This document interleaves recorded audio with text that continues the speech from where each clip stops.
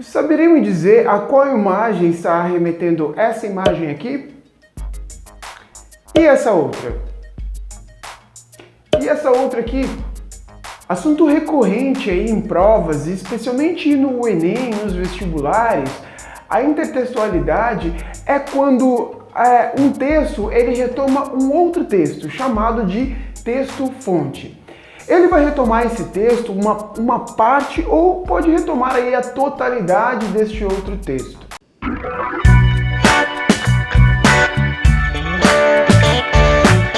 Geralmente, os textos-fontes são considerados aí fundamentais em determinada cultura. Nas imagens que eu apresentei para vocês, acertou aí quem conseguiu identificar a referência da Mônica, feita a obra renascentista de Leonardo da Vinci, a Mona Lisa. Ou ainda quem percebeu que o Homer Simpson estava aí fazendo uma referência à obra de Edvard Munch, O Grito. Ou ainda que percebeu que a imagem de Horta de Elite nada mais era do que uma propaganda, né? Um comercial, enfim, um trabalho publicitário voltado aí e retomando aí o filme Tropa de Elite, filme nacional, né? Tropa de Elite. Antes de mais nada, é importante salientar sobre a presença da intertextualidade. Isso mesmo, ela pode ser implícita ou explícita. A explícita é facilmente identificada. Por quê? Porque as palavras ou o texto-fonte em que é utilizado, ele é mais fácil de se identificar. Ele está presente, ele está mais explícito ali, onde você tem que fazer essa compreensão.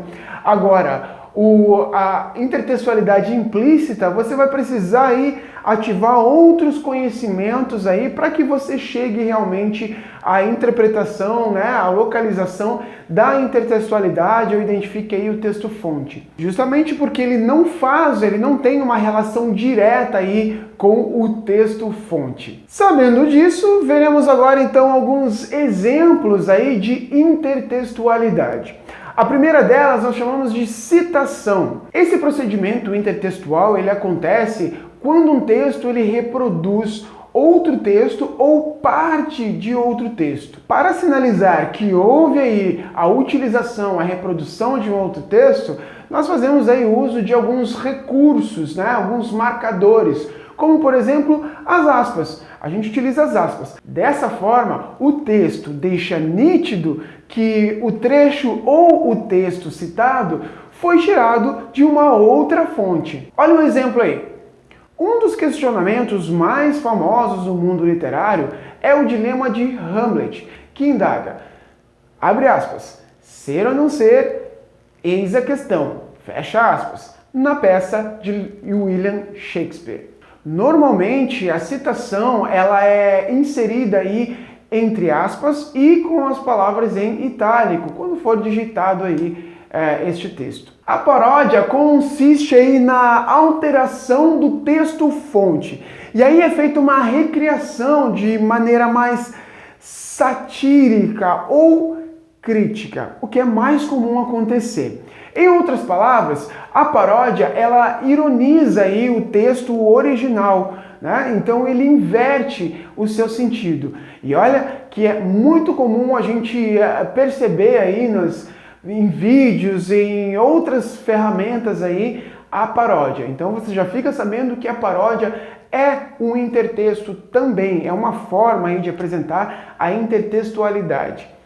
A Canção do Exílio, que é de 1847, é um dos textos mais parodiados aí da cultura brasileira, exerce aí uma influência por várias e várias gerações. Ele já foi parodiado de inúmeras maneiras. Vamos ver um trecho aí da Canção do Exílio.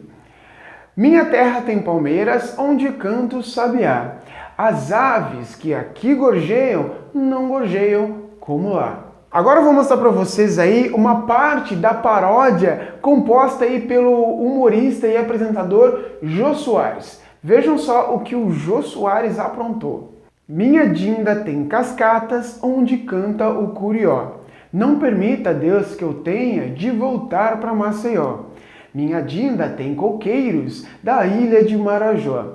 As aves aqui gorjeiam, não fazem cocoricó. No poema de Gonçalves Dias, do final do século XIX, o eu lírico deseja cantar aí a saudade, né? A saudade que ele sente da terra natal. E quem de nós não sente essa saudade, não é mesmo? No caso, essa terra natal é o Brasil. E ele enfatiza aí os seus encantos e belezas naturais. O texto do Jô Soares é o oposto do que fazia se sentir aí o eu lírico, né? O texto do Jô Soares é do final aí do século XX e ele, ao invés de ele sentir saudade, querer se aproximar da terra natal, como o texto do Gonçalves Dias propõe, o texto do Jô Soares ele quer distância da terra natal. Isso porque ele faz aí uma referência às mordomias da Casa da Dinda. A Casa da Dinda, ela ficou aí conhecida, era a residência oficial do presidente da República. Na época, o Fernando Collor de Mello. Através então dessa paródia aí, o Jô Soares ele faz uma crítica aos escândalos de corrupção do governo, que culminaram no já conhecido processo de impeachment do presidente Collor. Prontos para conhecer um outro exemplo de intertextualidade? Estou falando agora da paráfrase. Bom, é muito parecida a paráfrase com a citação, porque ela reproduz, né, as ideias de um outro texto. Só que dessa vez nós utilizamos aí outras palavras dentro de uma nova montagem. Nós remontamos essa ideia com outras palavras. E aí nós chamamos de paráfrase. É um recurso intertextual que se faz presente muito aí, por exemplo, nos resumos, nas atas e relatórios que fazem parte aí do nosso cotidiano. Vamos ver então aí um exemplo de paráfrase da tão aí, né, parodiada também, Canção do Exílio, de Gonçalves Dias. Vejam só. Meus olhos brasileiros se fecham saudosos, minha boca procura a canção do exílio. Como era mesmo a canção do exílio? Eu tão esquecido de minha terra, ai terra, que palmeiras, onde canta o sabiá. Bom, percebam que este texto, chamado aí Europa, França e Bahia, de Carlos Drummond de Andrade, ele estabelece um diálogo com o texto de Gonçalves Dias, mas não tem uma intenção satírica, como acontece com a paródia. É uma paráfrase. Então ele retoma, ele pega o texto de Gonçalves Dias, mas faz isso, ele remonta esse texto. Não tem nada de sátira aí no que o Carlos Drummond de Andrade fez com esse texto, né, do Gonçalves Dias. Beleza? A alusão é outro exemplo de intertextualidade, cuja referência aí ela é feita a elementos presentes em outros textos. Mas essa referência ela é feita de forma indireta, ou seja, ela é feita aí por meio de características simbólicas. A alusão ela tem esse dom aí de fazer com que a gente perceba essas referências rapidamente, porque foi feito esse ponto através de símbolos, né? Isso acontece muito nos memes, né? E os memes que circulam aí pela internet. Um exemplo, então, Joaquim recebeu um presente de grego. Essa expressão que eu destaquei para vocês, presente de grego, ela faz alusão ao cavalo de madeira repleto de soldados escondidos que os gregos enviaram aos troianos, como se fosse um presente, por ocasião na Guerra de Troia. Observe então que a alusão é um recurso estilístico. Imagina se vocês não sabem o que todo esse contexto da Guerra de Troia, vocês não vão conseguir entender ou simplesmente vão, deixar passar essa referência de presente de grego, né? Então ele sempre vai fazer essa alusão a este símbolo que é o cavalo de Troia, com este significado, neste sentido, né? Então percebam que a alusão ela é um recurso estilístico no qual está presente a comparação e a associação de ideias, Se essa associação com o cavalo de Troia, com a guerra, né, de Troia, não for feita, não vai dar para compreender realmente o que se quer dizer de presente de grego. Para então que o entendimento ele seja de fato alcançado, é preciso que o leitor aí ative, né, a memória e todo o seu e relembre aí todos esses acontecimentos anteriores, né? Então ele vai ter que fazer aí essa associação para comparar aí os fatos.